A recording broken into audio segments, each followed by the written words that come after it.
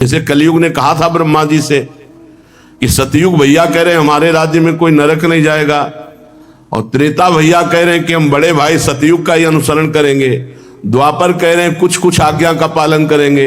तो कलयुग ने कहा पिताजी हम वचन देते हैं हमारे राज्य में बिरले कोई परम पद या स्वर्ग जाएगा, नहीं सीधे सबको नरक भेजेंगे।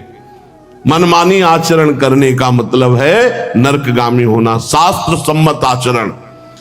तो महाराज आप कृपा करके उपदेश करो कि नरक ना जाना पड़े, नरक से बचा जाए, बड़ा भयंकर है नरक। श्री सुखदेव जी ने कहा ध्यान से सुनना, मनुष्य मन वाणी और शरीर से जो पाप कर्म करता है उसे अवश्य भोगना पड़ता है। यदि वो उन पापों का प्रायश्चित कर ले मरने के पहले तो उसे उन भयंकर यातनापूर्ण नरकों में नहीं जाना पड़ेगा जो मैंने तुम्हें अभी वर्णन सुनाया। प्रायश्चित कर ले अपने हर पाप का। बड़ी सावधानी से सजगता के साथ मृत्यु के पहले ही पहले शीघ्र से शीघ्र पापों की गुरुता और लघुता का विचार करके उनका प्रायश्चित कर डालना चाहिए। जैसे मर्मज्ञ चिकित्सक रोगों का कारण और उनकी लघुता गुरुता जानकर दवा के द्वारा रोगों को नष्ट कर देता है या ऑपरेशन के द्वारा, ऐसे ही प्रायश्चित के द्वारा पापों का नाश कर लेना चाहिए। राजा परीक्षित जी ने पूछा भगवान, मनुष्य राजदंड समाजदंड और लौकिक शास्त्रोक्त नरक गमन आदि परलौकिक कष्टों से ये जान करके कि ये पाप है उसको दंड मिलेगा, पाप वासनाओं से विवश होकर बार बार पाप करता है, ऐसी अवस्था में उसके पापों का प्रायश्चित कैसे हो सकता है? एक बार पाप किया वो प्रायश्चित कर ले, ठीक, फिर पाप फिर पाप फिर पाप, तो प्रायश्चित कैसे हो सकता है? कैसे संभव हो सकता है कि वो नरक न जाए? क्योंकि प्रायश्चित करके पाप से छुटकारा मिलेगा, फिर पाप करेगा। ऐसी स्थिति में मैं समझता हूं कि जैसे हाथी स्नान कर पुनः धूल डाल लेता है, तो स्नान का मतलब क्या रहा, तो उस प्रायश्चित का मतलब क्या रहा? अगर पुनः मनुष्य पाप करता है तो उसका प्रायश्चित व्यर्थ हो जाता है। बहुत सुंदर विषय है, बहुत सुंदर है। श्री सुखदेव जी कहते हैं कर्म के द्वारा ही कर्म का निर्बीज नाश नहीं हो सकता, कर्म के द्वारा पाप कर्मों का नाश नहीं हो सकता। अब ये भूल छोड़ दे कोई, वो तुम्हारा कर्म तुम्हें भोगना पड़ेगा, उसका प्रायश्चित है एकमात्र भगवान का भजन।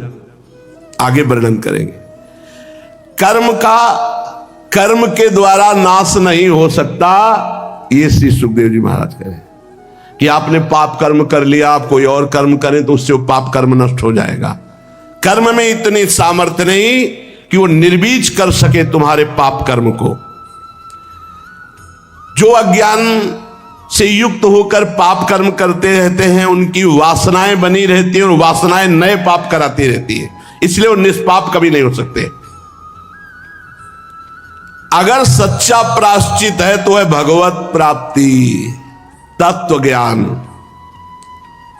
अगर उससे तत्व ज्ञान हो गया है तो जीवन मुक्त, भगवत प्राप्ति हो गई तो जीवन मुक्त। बिना भजन के भगवत प्राप्ति के बचने का उपाय नहीं है। नाम जप करो, खूब नाम जप। आगे सुनेंगे आप। जैसे कोई पुरुष सही दवा और सुपथ्य का सेवन करे तो रोग रहित हो जाता है, ऐसे सही अनुष्ठान और अपनी पवित्र दिनचर्या तो निष्पाप हो जाएगा। जो पुरुष नियमों का पालन करता है और भगवान का भजन करता है तो धीरे धीरे उसकी पाप वासनाएं, जैसे कई लोग कहते हैं भजन करने पर मन जलता है, तो मनई से तो पाप हुए, मनई प्रेरणा करी, मनई संकल्प बनाए, मनई में वासना है, तो भजन मन को जलाकर निर्वासनिक करता है। जो नियम पूर्वक भजन करता है, संयम पूर्वक आचरण करता है, वो धीरे धीरे उसके पाप भस्म होते हैं और वो कल्याणप्रद भगवत प्राप्ति या तत्व ज्ञान में समर्थ हो जाता है।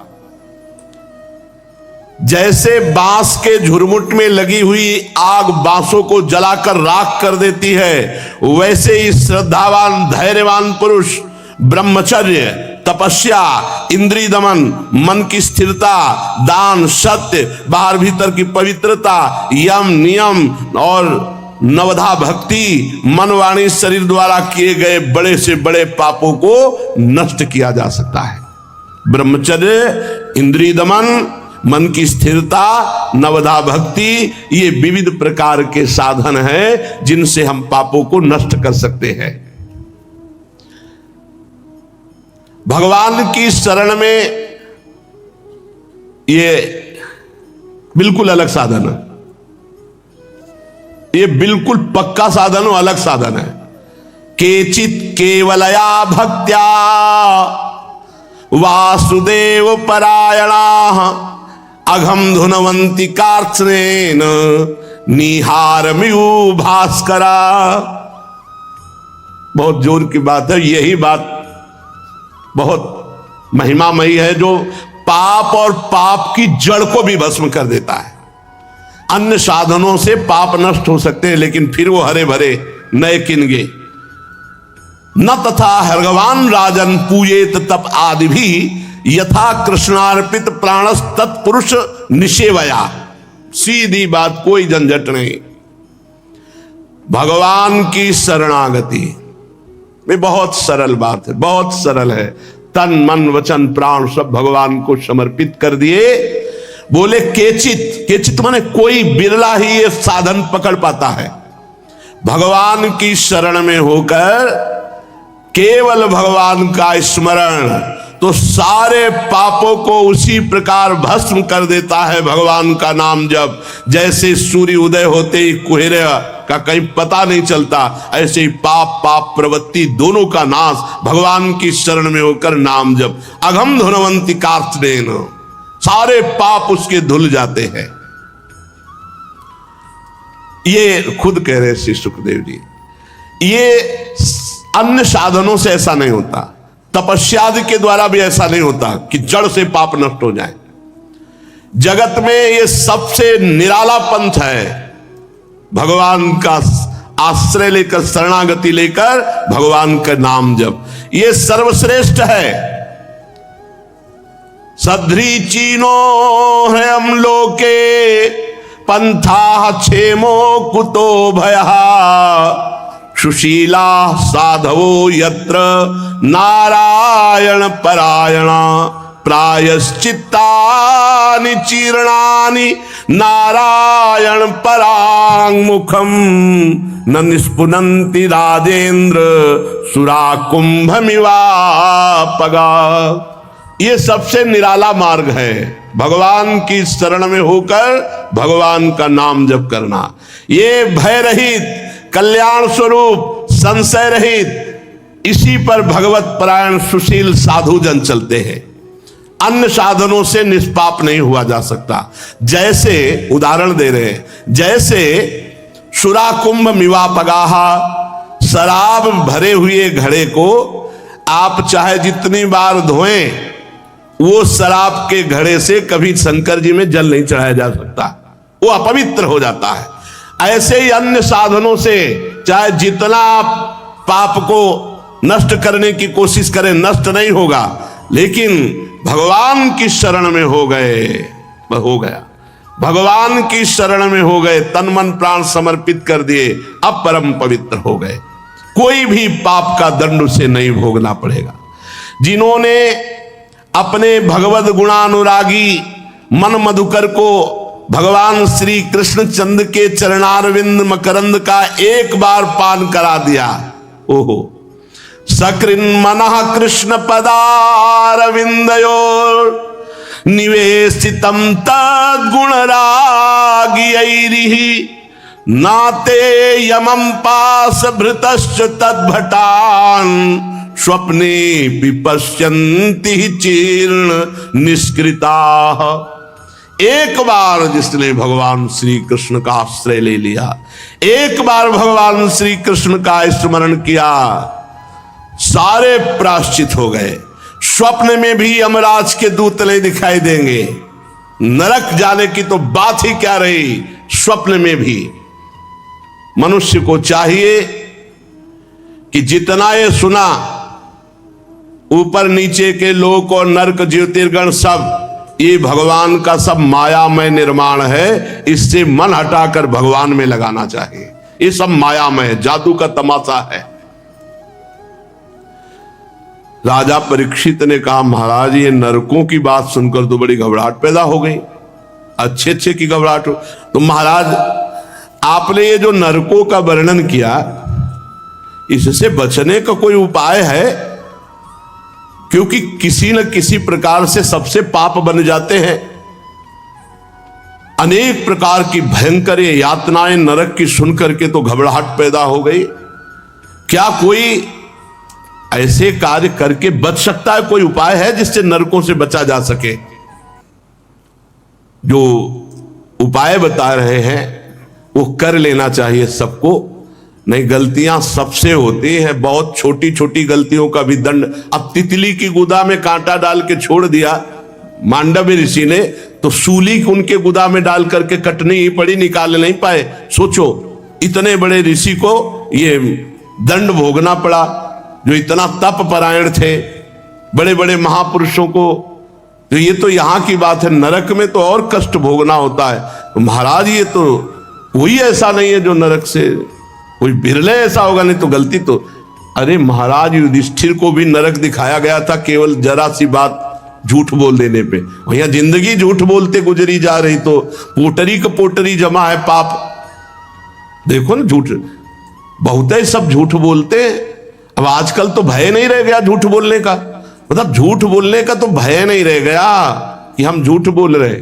ऐसा बात बना जाए, बात बनाना, झूठ बोलना चाहे हजारों बातें, 100% झूठ, भाइयों की 100 में कुछ मिलावट, पूरी झूठ। तो सबसे बड़ा नहीं, असत्य संपातक पुंजा, झूठ के बराबर कहते कोई पाप नहीं। अब ऐसे पापों से कैसे बचा जाए? क्या सबको दंड भोगना पड़ेगा? और कलिकाल में तो ऐसा सब है ही है। बहुत से ऐसे जीव हैं मनुष्य शरीर में जिनको ये ज्ञान ही नहीं है कि मतलब ये पाप हम कर रहे हैं, इनका दंड भोगना, मत वाले होकर चले ही जा रहे हैं। कुछ ऐसे हैं जिनकी बुद्धि काम करती है पर भोगाकर्षण पाप करा लेता है। कोई बिरला ऐसा हो जो बचे, नहीं तो अगर भगवद विमुख आचरण किए तो हर आचरण का दंड है और उसे भोगना ही पड़ेगा। अगर भोग से बचना है तो उपाय यही है, प्रभु की शरण में होकर प्रभु का चिंतन करना, प्रभु के लिए सारे कर्म समर्पित कर देना। इसके आगे नरकों का वर्णन सुनकर परीक्षित जी प्रश्न करते हैं कि क्या सबको नरक भोगना पड़ेगा? तो उन्होंने कहा नहीं, जो प्रायश्चित कर लेता है, जो भगवान नाम जप करता है, जो भगवद आश्रित है, उससे यदि ऐसे अपराध हो भी गए हैं तो उसे नरक नहीं जाना पड़ेगा, उसको ये दंड भोगना नहीं पड़ेगा। वो भगवान की कृपा से इन सब अपराधों से मुक्त हो जाएगा। अहम त्वाम सर्व पापेभ्यो मोक्षयिष्यामि मा शुचा। पर यदि आप भजन नहीं करते तो फिर भोगना पड़ेगा। जो यहां दीनहीन है, अपने को बड़ा समर्थ समझकर उनकी संपत्ति छीन लेते हैं, उनके खान पान की व्यवस्था छीन लेते हैं, तो उनके जो आंसू गिरते हैं, आंसू से जो रज की बूंदें गिरती हैं, ऐसे हजारों वर्षों तक उनको अग्निमय नरक में ढकेला जाता है, जहां ज्वाला जल रही, और बराबर उनको हजारों वर्ष तक जलना होता है। ये कभी किसी पदाभिमान में, देहाभिमान में, धनाभिमान में, जनाभिमान में भरकर किसी दीन दुखी को कष्ट नहीं देना चाहिए। दुखिया को न सताइए, दुखिया देगा रोए, क्योंकि उसके और कोई बल नहीं। और जब दुखिया के मुखिया सुने तब तेरी गति का होए। जो चोरी से, बरजोरी से, किसी भी तरह से दीनहीन की वस्तु का अपहरण कर लेता है, बेचारा गरीब है, छोटी दुकान खोले हुए, अब अपने मद के शरीर बल, जन बल, धन बल, पद बल से खाया पिया, एक पैसा नहीं दिया, अब वो भी उसका हृदय जल रहा है, बोल तो पाएगा नहीं, नरक का रास्ता तय कर रहे। छोटी छोटी बात का भी दंड है। जैसे हरिवंश नरक गति दुर्भर, यम द्वारे कटियत नक्षी के। नाक काट ली जाती है छींकने वाले की, कहां छींका उसका भी दंड मिलेगा। जो यहां दूसरों के मांस को खाता है तो यमदूत वहां गरम गरम जो षडशी हैं उनसे उनका मांस नोच कर उनको खवाते हैं। यदि कोई पुरुष अगम्या स्त्री से संभोग करता है, जिससे जो पूज्य है, बहन है, बेटी है, बड़े भाई की पत्नी है, छोटे भाई की पत्नी है, बड़े भाई की पत्नी माता के समान, छोटे भाई की पत्नी बेटी के समान, अगर जो अगम्या स्त्री का संभोग करता है तो या कोई स्त्री अगम्य पुरुष से व्यभिचार करती है तो उन दोनों को तप्त शूर्मी नामक नरक में ले जाया जाता है और पहले उनकी कोड़ों से पिटाई होती है, फिर तावमुत्र कषया ताड़यंती स्तिग्मया शूर्म्या लोहमय्या पुरुष मालिंगयंती स्त्रियम चा पुरुष रूपया शूर्म्या। वहां तपाए हुए लोहे का पुरुष और तपाए हुए लोहे की स्त्री बनी है। जो स्त्री अगम्य पुरुष से संभोग करती है या जो पुरुष अगम्या स्त्री से संभोग करता है, अगम्या जो पूजनीय है, जो वंदनीय है, किसी भी तरह दोष दृष्टि भी नहीं करनी चाहिए और उनसे संभोग करता है, उसको वहां पुरुष को ऐसी लोहमयी तपती हुई स्त्री से आलिंगन कराया जाता है और स्त्री को पुरुष से। ये हजारों वर्षों तक ऐसे जलना होता है। ऐसे व्यभिचारी पुरुष की बड़ी दुर्गति या व्यभिचारिणी स्त्री की बड़ी दुर्गति होती है।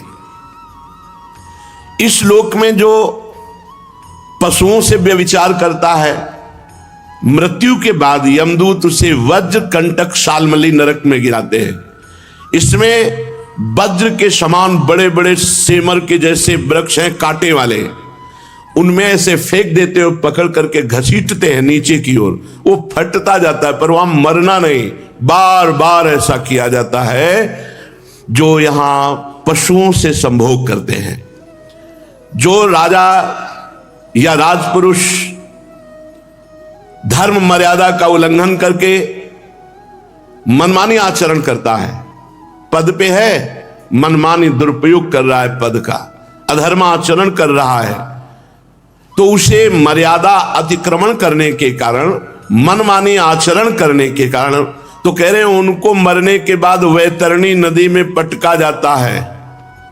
जो दूसरे का धन खींचते हैं, घूस लेते हैं, दीनहीन को सताते हैं, अपराधी को मुक्त करते हैं, निरापराधी को दंड देते हैं, मनमानी आचरण करते हैं, तो उसे वैतरणी नदी में डाला जाता है। वैतरणी नदी में मल मूत्र पीव रक्त केश नख हड्डी चर्बी मांस ये भरी हुई है। इसी से ये वैतरणी नदी इसी से भरी हुई है।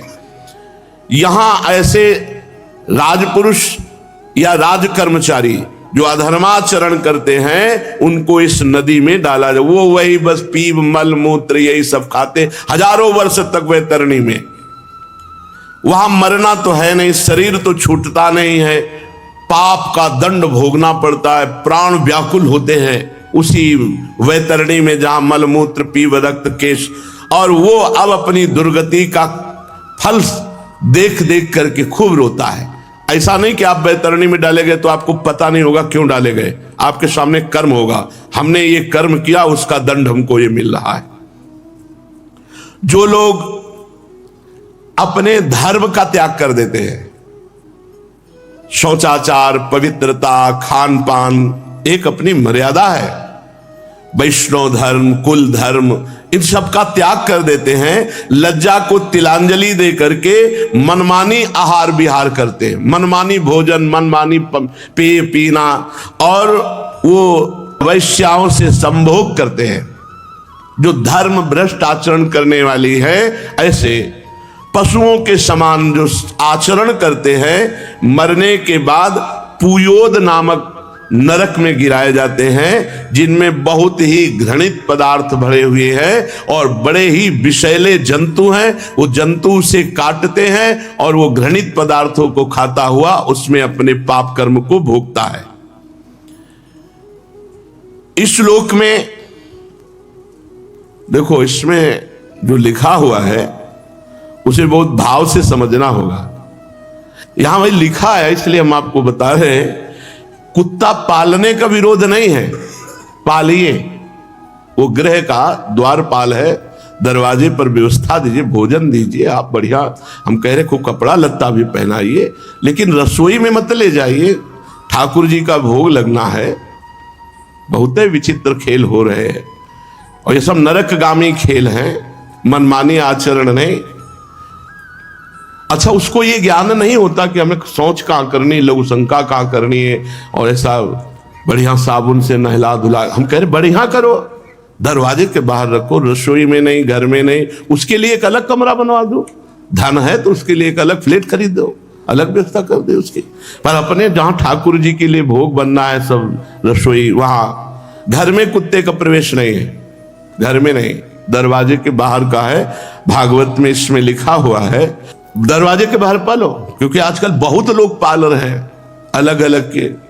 हमें लगता है बढ़िया है, पशु सेवा होनी चाहिए, हम तो प्रणाम करते हैं जो, पर घर में पालने के लिए एक मर्यादा बनाई गई है कि वो रसोई और जहां पवित्र स्थान है वहां नहीं, घर के बाहर पाले।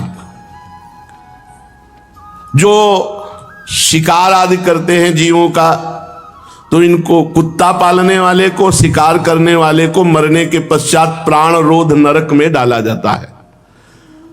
वहां यमदूत उनके प्राणों को बहुत कष्ट देते हैं। जो शिकार करते हैं उनको लक्ष्य बनाकर बाणों से बेधते हैं यमदूत। भागवत 10वां शास्त्रम प्रमाणम थे। ये त्वी वै दंभिका दंभ यज्ञेषु पशून विशसंति तान मुस्मिन लोके वैससे नरके पतितान निरपतयो यातयित्वा विशसंति। जो अपनी जबान की पुष्टता के लिए बकरा और अन्य पशुओं की बलि देते हैं कि इससे देवी देवता प्रसन्न होते हैं, ऐसा विधान नहीं है। इसलिए लिखा है ये तुई वही दंभिका दंभ यज्ञेषु पशून विशसंति तान मुस्मिल लोके वैससे नरके पतितान निरपतयो यातयित्वा विशसंति। जो यहां दूसरे पशुओं की देवी देवताओं का निमित्त बना करके बलि देते हैं, उनको विशसन नाम के नरक में डाला जाता है, और ठीक वैसे ही उनको करोड़ों बार काटा जाता है जैसे यहां पशुओं को काटते हैं। नहीं करना चाहिए। देवी देवता को प्रसन्न करना है तो उपवास करो, अपने को कष्ट दो, भूख प्यास सहो, नाम जप करो, मंत्र जप करो, तो उस देवता को प्रसन्न कर सकते हो। हमारा शास्त्र श्रीमद् भागवत कहता है कि ऐसे लोगों को बहुत कष्ट देने वाले विवसन नामक नरक में डाला जाता है, और वहां बहुत प्रकार से वैसे उनको काटा जाता है। जो अपने गोत्र की भार्या से सहवास करता है, शास्त्रीय मर्यादा में गोत्र नहीं मिलना चाहिए ब्याह होने में, उस पापी को लाला भक्ष नामक नरक में डाला जाता है, और वहां उसे सप्तम धातु पान कराई जाती है। जो कोई राजा या राजपुरुष अपने बल के घमंड में आकर के किसी नगर में आग लगवा देता है, किसी घर में आग लगवा देता है, किसी फसल में आग या लगा देता है, या किसी को विश्वासघात से विष खवा देता है कोई, या किसी की विश्वास वृत्ति पर धोखा देकर के उसके धनादि का अपहरण कर लेता है, तो उसको मरने के बाद सार में आदन नामक नरक में डाला जाता है, जहां बड़े बड़े वज्र के से दांत वाले 720 कुत्ते एक एक के ऊपर छोड़े जाते हैं, चिथड़ा उड़ा देते हो, मरना है नहीं वहां। जो कोई यहां किसी की फसल में आग लगा देता है, किसी के घर में आग लगा देता है, या व्यापारियों की टोलियों को लूट लेता है, या किसी को विश्वासघात करके विष आदि के द्वारा मार देता है, तो उसे सार में यादन नामक नरक में, जहां वज्र जैसी दाढ़ वाले 720 कुत्ते छोड़े जाते हैं और उसे चिथड़ा उड़ाते रहते हैं। इस लोक में जो किसी की झूठी गवाही देता है या व्यापार के समय बहुत झूठ बोलता है, नरक मिलेगा भाई, मुनाफे में नरक मिलेगा। हम कह रहे हैं कि सबको पता है कि व्यापार मुनाफे के लिए किया जाता है। ये 160 रुपया मीटर है, आपको लेना हो तो लीजिए, नहीं तो ना लीजिए, वो बात चलेगी। कसम क्यों खाते हो? आपके लिए, केवल आपके लिए। जो व्यापार में या गवाही में झूठी बोलता है और या दान देने में झूठी, आपको 5 लाख रुपए हम देंगे, इसके बाद नहीं दिया तो जब चंद्र ग्रहण सूर्य ग्रहण पड़ेगा वो ब्याज उसका बढ़ता चला जाएगा और आपको नरक मिलेगा, और अगली बार नरक भोगकर जब जन्म लोगे तो उसका कर्जा चुकाना पड़ेगा। व्यापार के समय, दान के समय, गवाही देने के समय जो झूठ बोलता है वो मरने के बाद अवीचिमान नामक नरक में जाता है। यहां 100 योजन की ऊंचाई से उसे सर के बल नीचे गिराया जाता है और वो नीचे ऐसे नुकीले पत्थर पड़े होते हैं जिनमें चिथड़ा उड़ जाता है, मरना है नहीं, फिर ऊपर लाके फिर डाला जाता। इसीलिए इसका नाम अवीचिमान नरक है। यहां गिराया जाने पर जैसे तरबूजा फट जाए ऐसे फट जाता है, प्राण निकलते नहीं, बार बार फिर जुड़ता है, फिर ऊपर से पटका जाता है। जो यहां प्रथम वर्ण में जन्म लेकर के या द्वितीय तृतीय वर्ण में जन्म लेकर के शराब पीता है, सीधे नरक की प्राप्ति है। भगवान चातुर्वर्ण मया सृष्टा गुण कर्म विभागशः, भगवान के द्वारा रचा हुआ है ये। जो मद्यपान का अर्थात शराब पीता है उसे अयःपान नाम के नरक में गिराया जाता है। शराब महान पंच पापों में ये कही गई, शराब नहीं पीना चाहिए, शास्त्र निषेध करता है। ये राक्षसों के लिए है, मनुष्यों के लिए नहीं। जो शराब पीते हो वो ये ध्यान से सुन ले, केवल शराब पीने मात्र से उसको नरक में डाला जाएगा। और कैसे? अयःपान नामक नरक में। इसमें क्या होता है? इसमें छाती पे पैर रखकर यमदूत उसके मुख में गलाया हुआ लोहा पिलाते हैं। बंद कर दो भैया ये शराब पीना, ना मानोगे तो आगे जाके भोग लोगे, मान लोगे तो अभी प्रायश्चित हो जाएगा। पराई स्त्री का संभोग करना, मदिरा पान करना, मांस खाना, जुआ खेलना और स्वर्ण की चोरी करना, ये 5 महापाप हैं। मदिरा पान इनमें है। जितने भाई मदिरा पीते हैं प्रार्थना है बंद कर दो, नहीं छाती में लात रखकर तुम्हारे मुंह में गला हुआ लोहा पिलाया जाएगा नरक में। और ये हो कि अरे यार कहाँ नरक स्वर्ग है, तो देख लो इसी जन्म में देखो, माँ के गर्भ में रहे तुम्हें याद नहीं है। ऐसे तुम यहाँ आके बताओगे तो नहीं कि नरक भोग के आए हैं, क्योंकि याद नहीं रहेगा, भोगना तो पड़ेगा ही। उसके मुंह में गलाया हुआ लोहा डाल डालकर पिलाया जाता है जो शराब पीते हैं। जो पुरुष इस लोक में पाखंड करते हैं, तपस्या का, विद्या का, आचार का, वर्ण का, ये सब पाखंड नहीं। स्वधर्मो निधनो श्रेया पर धर्मो भयावहा। अपने धर्म का दृढ़ता पूर्वक पालन करो, नाटक मत करो, पाखंड मत करो, दिखावा मत करो।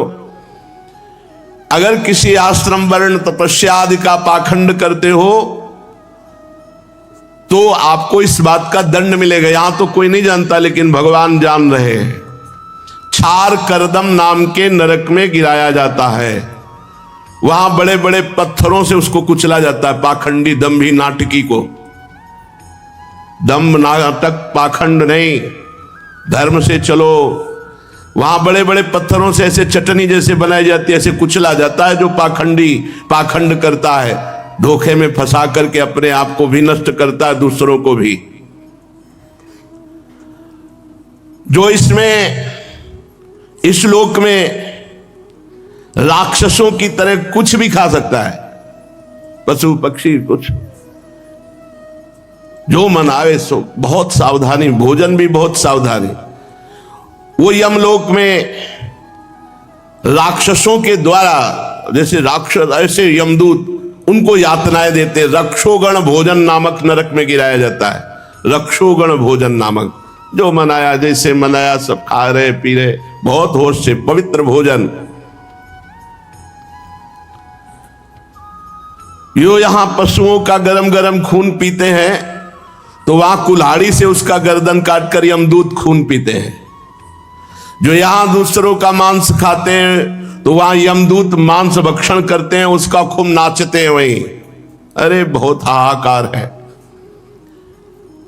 इस लोक में जो लोग मनोरंजन के लिए पशु पक्षियों को कष्ट देते हैं, उनको फंसा लिया, उनको विविध प्रकार से तुम्हारा मनोरंजन हो रहा है, वो मारे भय से व्याकुल हो रहा है।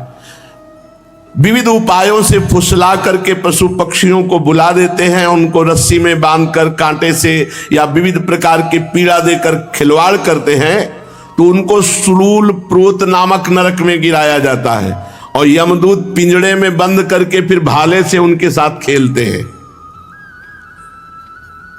इसलिए किसी भी पशु पक्षी जीव जंतु को कष्ट मत दो।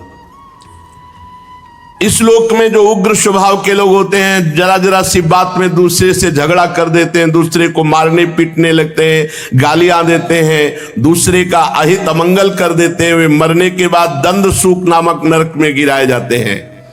और वहां यमदूत जिंदा ऐसे निगल जाते हैं, फिर चबाकर उगलते, फिर बड़ा कष्ट दिया जाता है। जो यहां किसी प्राणी को किसी गुफा में या ऐसे अंधेरी खाइयों में बंद कर देते हैं, मार डालते हैं, परलोक में यमदूत वैसे ही उनको विषैली आग के धुएं से घोटते हुए मारते हैं। इसलिए अवट निरोधन नामक नरक कहते हैं उसे। जिस गृहस्थी के घर में कोई साधु महात्मा या भिक्षा मांगने वाला या अतिथि आया और वो उसे क्रोध दृष्टि से देखता है, मानो कोई अपराधी को देखता है, जैसे वो राधे श्याम मांग रहा है तुम्हारे दरवाजे, ऐसा अतिथि धर्म है। कोई भी दरवाजे पे आ जाए तो पहली बात तो आप मृदु वचन बोलिए, राधे श्याम कैसे आगमन हुआ। अब वो जो मांग रहा है, तुम्हारी सामर्थ्य तो दे दीजिए, नहीं तो राधे श्याम। और जल आदि तो सबके पास होता है। मृदु भाषण, आसन और जल, ये तीन के द्वारा तो सब कोई स्वागत कर सकता है। इसके बाद आपकी श्रद्धा नहीं तो आप ना कह दीजिए, पर कठोर वचन और क्रूर दृष्टि से देखना, ये नरकगामी होना है।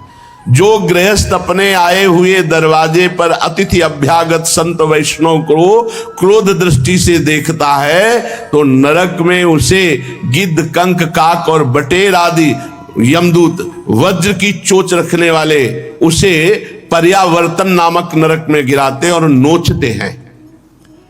जो व्यक्ति यहां अपने को बड़ा धनवान समझकर अभिमानवश दूसरों को सताता रहता है पैसे के बल से,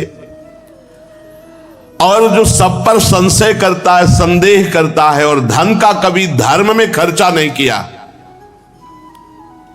और हर समय रात दिन धन का चिंतन करके यक्ष के समान धन की रखवाली करता रहता है।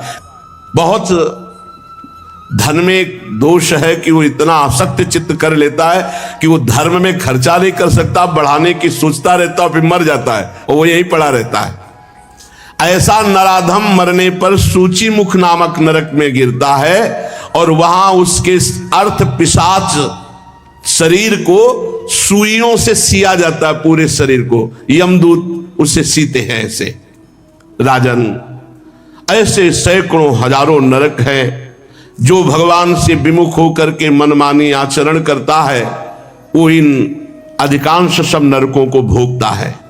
जब नरक से बचे हुए कुछ पाप होते हैं और स्वर्ग से बचे हुए कुछ पुण्य होते हैं, तो दोनों को मिलाकर फिर इस मनुष्य शरीर की रचना होती है। ये हमने तुम्हें 14 भुवन का वर्णन सुनाया, ब्रह्मांड कोश का वर्णन किया। भगवान अपनी माया से ऐसे अनंत ब्रह्मांडों की रचना करते हैं। अपने में किंचन मात्र बल का भान ना होना और आराध्य देव के बल पर पूर्ण निश्चिंत हो जाना, यही शरणागति है। अपने में किंचन मात्र भी शारीरिक मानसिक कोई बल हमारे अंदर नहीं है जिससे हम माया पर विजय प्राप्त कर सकें, और अपने आराध्य देव पर पूर्ण विश्वास है कि उनकी कृपा कोर से इसी जन्म में हमें भगवत साक्षात्कार हो जाएगा। भगवान की माया का ये बंधन भ्रमात्मक है और ये बिना हरिजू की कृपा दृष्टि के हटता नहीं है। हरिजू हम पर बहुत कृपा बरसा रहे हैं। हरि का नाम, हरि का हृदय प्रेमधन स्वरूप सी प्रियाजू, हरि का धाम, हरि की विचित्र लीलाएं, ये सब हम पर कृपा कर रहे हैं।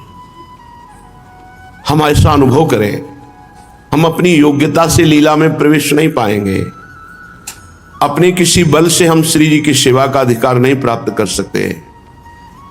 हमारे ऊपर कृपा है, अहेतुकी कृपा है, असीम कृपा है, अपार कृपा है। हम ऐसा चिंतन करें। सच्ची मानिए, कृपा से कभी कभी ऐसी मना स्थिति होती है कि ना कुछ सत अच्छा लगता है, ना कुछ असत अच्छा लगता है। एक अलौकिक, बस शांत हो जाओ, एकांत हो जाओ, कोई देखे ना, कोई बोले ना, बस फिर भी भगवत प्रेरित होकर जो दिनचर्या है उसको यथावत प्रभु चला रहे हैं। हरि कृपा से ही हरि लीला में प्रवेश होता है। हम आपको हृदय की बात कहते हैं।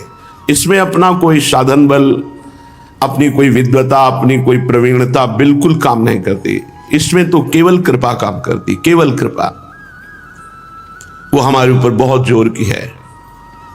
हमारे ऊपर का तात्पर्य हम सबके ऊपर, हम उस कृपा का आदर करें, उस कृपा को बार बार बलिहार जाएं कि आपकी कितनी अहेतुकी कृपा है, तो हमारे ऊपर कृपा फलीभूत होने लगेगी।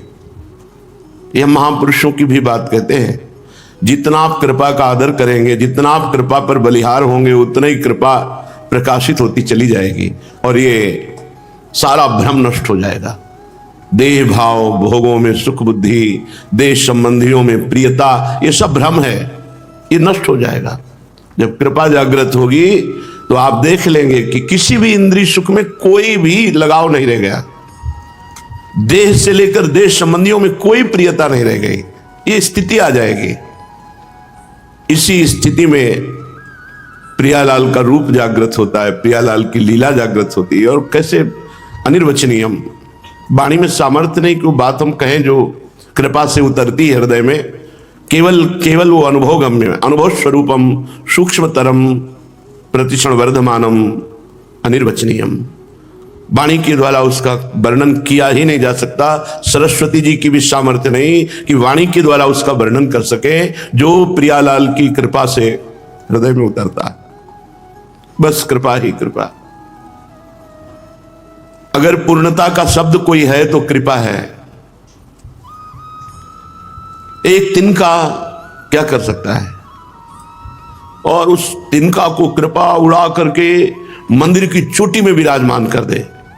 अब तिनका सोचे कि मेरा देखो बल कि मैं यहां आ गया, तो उसकी मूढ़ता ही होगी। वहां वायु के संयोग से पहुंच गया।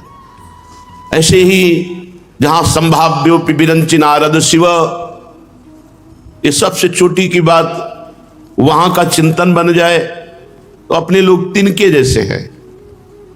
कृपा रूपी वायु ने जहां संभाव्योपि, संभावना नहीं है इन बड़े बड़े महापुरुषों की, वहां अपने जैसे एक सिर्फ कृपा, सिर्फ कृपा। श्रीपाद प्रबोधानंद जी महाराज कहते हैं, श्रोत्संगे न्यस्य बालम निजमिममिति दुष्ट चेष्टामुच्चैरमेध्य क्रीडम सोढ़्वापराधान सकुर्णमति सम्रज्यवीतम रजोभिः आत्मेशो प्रेम दिव्यम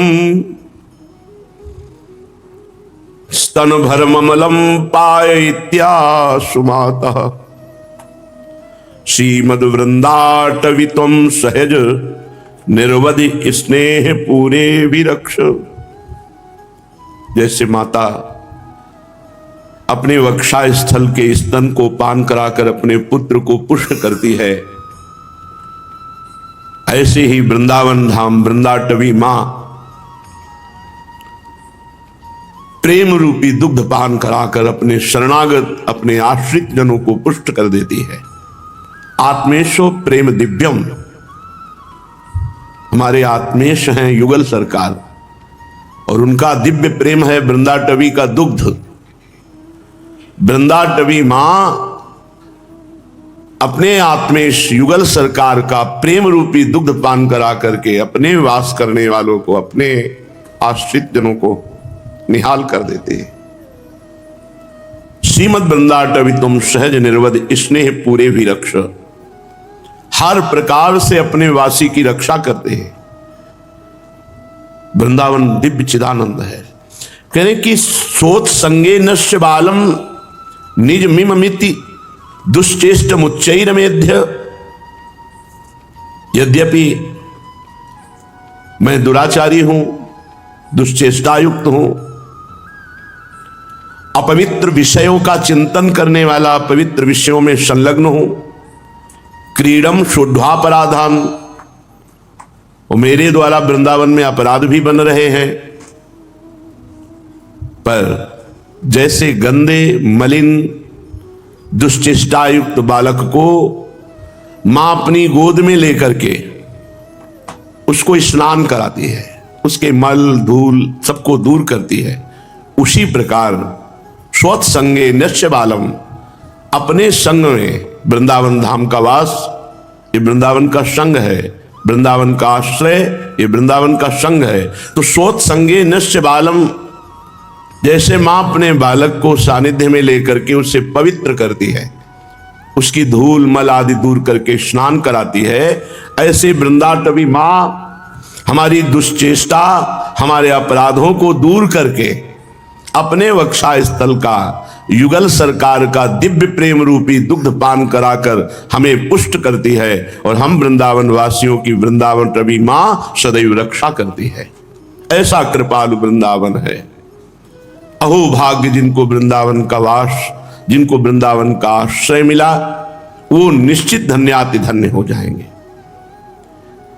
यदि आपको वृंदावन का वास मिल गया या वृंदावन का आश्रय मिल गया, तो क्वा धर्म और क्वा अधर्म, क्वा च विविध मर्यादिक कथा, क्वा भद्रम क्वा अभद्रम, क्वा च विषम दृष्टयुद्भव लवः। इसी मद वृंदावन भुवि समस्तम स्थिर चरम, यदि ज्ञातम राधा पतिरति महाचिदरस घनम। अगर ये वृंदावन की महिमा सुनने पर वृंदावन का हृदय से आश्रय और वास की भावना न बने, तो समझो बहुत ही हमारी बुद्धि मारी गई। कोई बहुत बड़ा धर्मात्मा है और भगवत धाम नाम रूप लीला का आश्रय नहीं लिए, बोले उसके धर्म का क्या, क्या धर्म का। सो सब धर्म कर्म जरि जाऊ, जहां न राम पद पंकज भाऊ। अगर प्रियालाल के चरणों में प्रीति नहीं, उनका आश्रय नहीं, उनका भजन नहीं, तो चाहे जो धर्म करो वो धर्म सामर्थ्यशाली नहीं है, वो सब धर्म कर्म व्यर्थ हो गया। इसीलिए त्यज लोक धर्मान। तो कह रहे आप बहुत बड़े धर्मात्मा हो और आपका धाम से परिचय नहीं, नाम से परिचय नहीं, प्रभु की लीला रूप से परिचय नहीं, तो क्वा धर्मा और क्वा अधर्मा। आप बड़े अधर्म किए हो, लेकिन आपको हरिजू की कृपा से एक बात समझ में आ गई कि अब तो मैं किसी भी तरह से अपना कल्याण नहीं कर सकता, अब तो जाकर के श्रीधाम वृंदावन में अपने जीवन को समर्पित कर देते हैं। जैसे वृंदावन पालन पोषण करेगा, वृंदावन ही रहेंगे। तो बोले क्वा धर्म, अब उसका धर्म क्या बिगाड़ लेगा, उसका अधर्म कुछ नहीं बिगाड़ लेगा। वो चाहे दुश्चेष्टा वाला कितना भी अपराधी हो, वृंदावन अपने प्रभाव से उसे प्रियालाल के योग्य दैवी संपदा से युक्त कर देगा। क्वा भद्रम और क्वा अभद्रम, बोले वो अनेक बुरे आचरण करने वाला है अभद्रम, और एक है बहुत अच्छे आचरण करता है। अच्छे आचरण है पर भगवान की भक्ति नहीं, सब सद्गुण हैं पर हरि विमुख है। जितेंद्री है, मनोनिग्रही है, धर्मात्मा है, लेकिन उसको परमात्मा से कोई संबंध नहीं, प्रभु के नाम रूप लीला धाम से कोई संबंध नहीं। दूसरी बात कहते हैं क्वा भद्रम, ऐसे मंगलमय आचरण करने वाला भी व्यर्थ ही जीवन तो है, क्योंकि नाम जप नहीं, धाम से परिचय नहीं, भगवत आराधना नहीं। और क्वा अभद्रम, एक भी उसमें गुण नहीं है, न जितेंद्रिय है, न मनोनिग्रही है, न पवित्र आचरण वाला, न धर्मात्मा है। लेकिन उसको एक बात पता चल गई कि भगवान नाम जप करते हुए यदि धाम का आश्रय ले ले तो परम कल्याण हो जाएगा। तो बोले उसका अभद्रम कुछ नहीं बिगाड़ सकते, वो अभद्रम कुछ नहीं बिगाड़ सकते। क्यों? क्योंकि श्री वृंदावन भूमि में सदैव प्रतिपल श्री राधा रमण जो नित्य विहार करते रहते हैं। यहां कोई भी कैसा भी हो, यदि आश्रय ले ले, वास स्वीकार कर ले, तो वृंदावन विषम दृष्टि नहीं रखता। विषम दृष्टि एक बहुत जितेंद्रीय धर्म से चलने वाला बड़ा संयमी, और एक अपनी वासनाओं से विवश होकर अधर्माचरण अभद्राचरण करने वाला, तो वृंदावन दोनों को प्रिया प्रीतम की प्राप्ति करा देगा। ये सामर्थ्य वृंदावन धाम कृपा करेगा, सत्संग सुनाएगा, दिमाग बदलेगा, असत आचरण छुड़वाएगा, प्रियालाल के योग्य बना देगा। जैसे माँ गंदे बच्चे को स्नान आदि करके श्रृंगारित करके पिता की गोद में बैठा देती, ऐसे वृंदाटवी माँ समस्त दुर्गुणों को, दुराचारों को दूर करके वो भगवत प्रसाद पाने योग्य बना देगी, भगवत कृपा पात्र बना देगी। प्रकत्यंतर द्वैतम शकलमपि निष्पीय परमोज्वलम ज्योतिर्मात्र किमपि विततम ब्रह्म कलये तद्धेश ज्योति परम परमानंद विततम ततो दूरे प्रेमोज्वल रसमयम ज्योति रसितम। प्रकृति से बहुत दूर, द्वैत वस्तुओं से बहुत अलग, परम उज्जवल विस्तृत जो ज्योतिष स्वरूप परमात्मा है उसे ब्रह्म कहा गया, तेजोमय। उस ब्रह्म तेजोमय में जो आनंद है, उस आनंद की विस्तृत रसमयी ज्योति जो प्रकाशित हो रही है, तदंता श्री वृंदावन में महाश्चर्य सुषमा, उस महाज्योति को पार करने के बाद जो परमानंदमयी है, फिर दिव्य वृंदावन है। प्राय सब वहीं लीन हो जाते हैं। तदंता श्री वृंदावन में महा आश्चर्य सुषमा, महा आश्चर्यमयी शोभा से युक्त सीधाम वृंदावन विराजमान है। वयो रूपैर दार्योन्मद मदन तृष्णैक सहजम महागौर श्यामद्वयमति महानंद सुधनम महाभावोन्मीलन मधुरतर दास्येन भजो। यदि तुम्हें ऐसे दिव्य वृंदावन का आश्रय परिचय वास मिल गया तो बहुत बड़ी चीज मिल गई। अगर महत्व नहीं रखोगे तो अन्य संपत्ति का महत्व, अन्य भोगों का महत्व तो हो सकता है फिर धाम छूट जाए। इसलिए ध्रुवदास जी ने भी लिखा, पाए रतन चीन्हो नहीं दीन्हो करते डार, ये माया श्री कृष्ण की मोहो सब संसार। बहुत बड़ी चीज मिल गई। ब्रह्मानंद परम ज्योति स्वरूप तेजोमय महानंद प्रदान करने वाली ज्योति के आगे ये श्रीधाम वृंदावन जो द्वैत प्रपंच से रहित, प्रकृति से अतीत ज्योतिर्मय ब्रह्मानंद है, उस ब्रह्मानंद से भी आगे महाआनंद स्वरूप ज्योति स्वरूप तेजो रूप ये निकुंज है वृंदावन। इसमें गौर श्याम जोड़ी प्रेमोन्मत्त होकर विहरण करती रहती है। इस वृंदावन का आश्रय लेने वाले के हृदय में श्री श्यामा श्याम की अपार कृपा उदय होती है और वो श्यामा श्याम के दासी भाव को प्राप्त होकर श्री जी की सेवा में पहुंच जाता है। महाभावोन्मीलन मधुरतर दास्येन भज भो। इसलिए हे भाई, तुम वृंदावन का आश्रय लो, वृंदावन का वास स्वीकार करो, वृंदावन की कृपा मनाओ, जिससे अत्यंत लाडले प्राणाराध्य श्री श्यामा श्याम के चरणों की हमें परिचर्या मिल जाए, सेवा मिल जाए। यदि ऐसा नहीं तो फिर मनमाने आचरणों का फल भी भोगना पड़ता है।